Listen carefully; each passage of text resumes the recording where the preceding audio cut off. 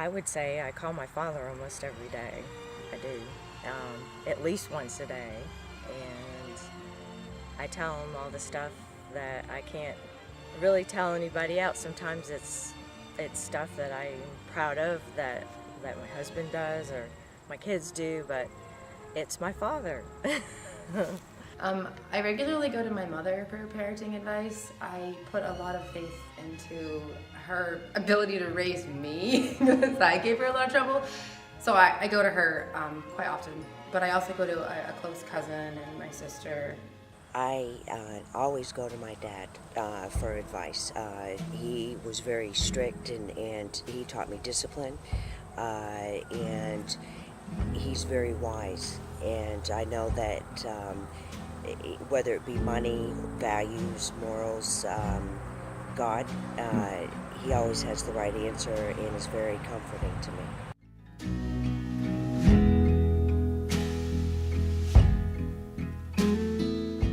I have such a large family that my relationships with my extended family have really shaped me pretty much to know that no matter what happens, I'll always have support behind me. I always know that I can go to somebody when I need help with something or advice with something.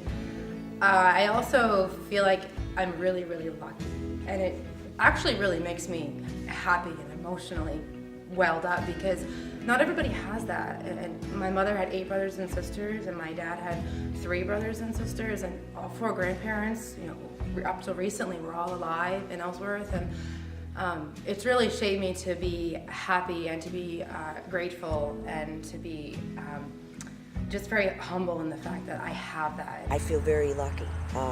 We all stay in touch with one another and we communicate and support one another. I really feel blessed that we were brought up the way we were through our grandparents, our extended family, our cousins as we celebrate this weekend. And it's important because when it all comes down, it's about family.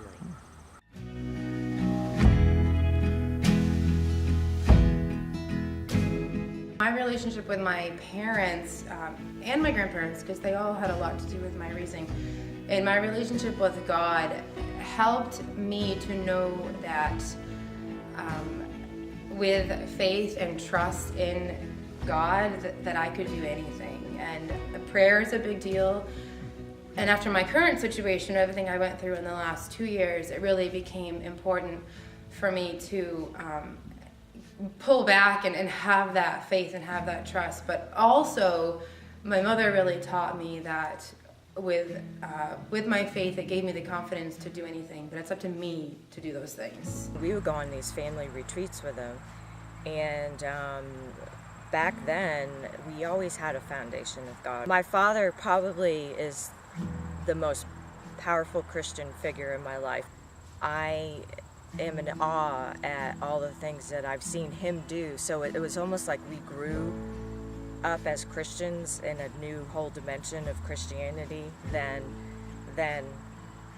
we were as Catholics, and I feel like we're on the same page.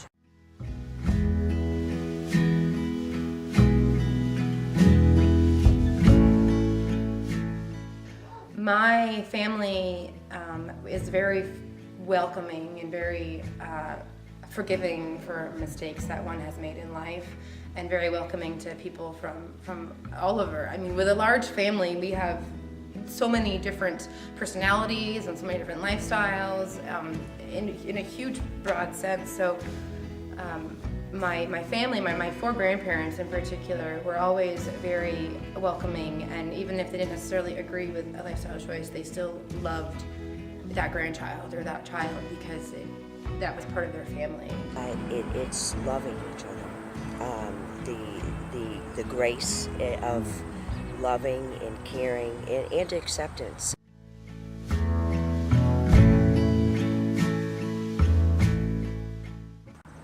Actually, both. Regret that I didn't really, as I grew wisdom, I see now what they were trying to teach.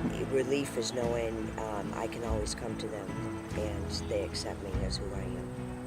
I look back at my parents and I wish that I had listened to the things that they had said. They whether it be about choices that I made, boyfriends that I had, and I actually use that as advice to give to kids that, you know, your parents are right. They see you from a perspective that you don't yet have on yourself, and they just want you to make right choices.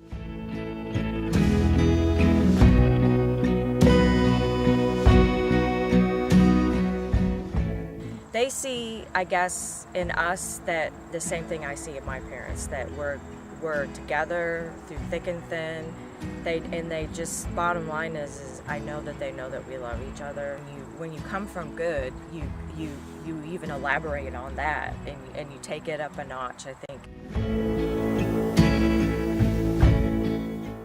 We're JF and Sue Burns, and we have a blended family. We have 9 children altogether, 5 of which have lived with us as a couple, or 6. Yeah, you could say 6 also.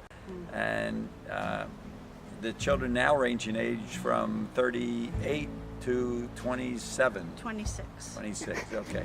I could tell you all the ages. I'm if you wanna close. know. I'm close, okay.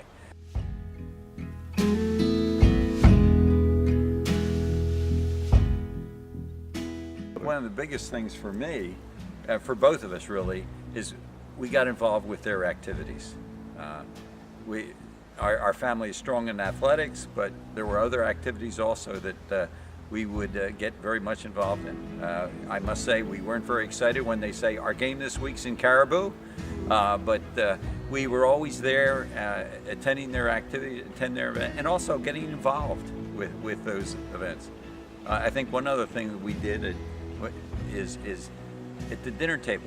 We were at the dinner table a lot, and I think that's very important. I think that's one thing America, frankly, has lost. And we'd always ask the question, what was the best part of your day?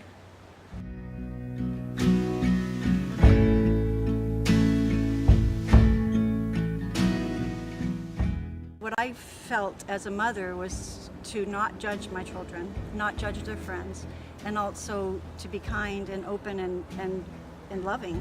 My daughter actually said, well, Mom, what I think impacted me the most was your kindness and your non-judgmentalness. And for JF was always being there and caring and being there when needed. And I think that, it wasn't perfect, but we did our best. We tried to be there as imperfect parents.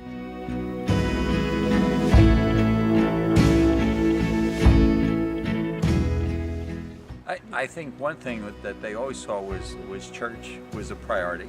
I think they also saw that we tried, and obviously we weren't perfect, but we practiced what we preached, and we walked the walk. And I think that's the important, because especially with many of the children, they saw me every day as a high school teacher. If I had 5 of them in the high school at the same time, and they would see, and I would get critiqued every night at the dinner table. So Yeah. I think that was an important thing. And I think as they grew older, I think it's important too, they realized that we weren't perfect, but we walked the walk. And I think that was the real key.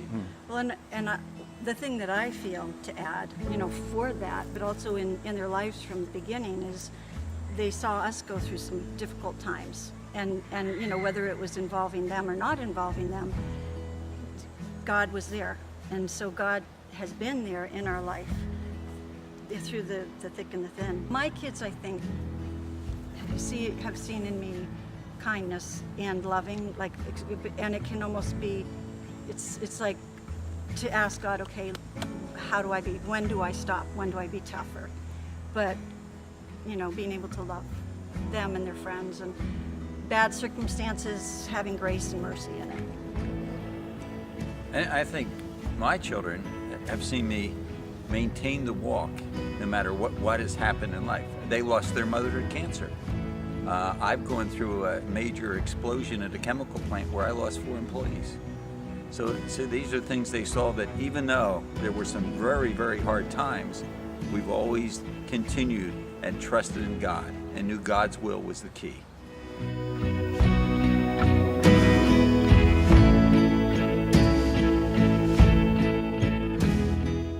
all of our kids know that we pray for them, that they can come to us for prayer in anything.